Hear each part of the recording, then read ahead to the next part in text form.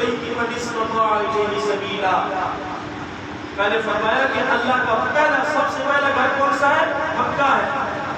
یہ کس کے لیے اللہ نے بنایا؟ ایمان والوں کے لیے. اور اس کے ارد گرد برکات ہیں پوری انسانیت کے لیے. فی آیات بینات مقام ابراہیم، فرمایا اس میں بہت کھلی کھلی نشانیاں ہیں. مقام ابراہیم ہے. ومن دخلہ کان آمنا.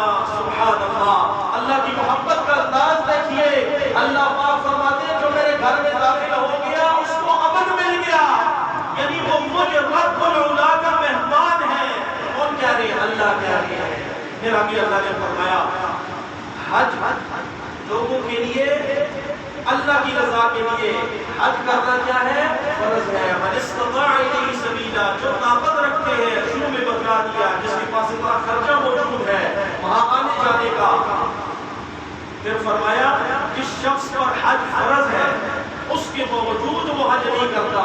اللہ کہہ رہے ومن کفر، جس نے انکار کیا یعنی حج فرض ہونے کے باوجود نہیں کیا. فإن اللہ غنی عن العالمین، بے شک اللہ بے نیاز ہے تمام لوگوں سے، تمام جہان سے. اللہ کیا ہے؟ بے نیاز ہے. اس کا کیا مطلب ہے؟ اللہ رب العالمین سخت ناراضگی کا اظہار فرما رہے ہیں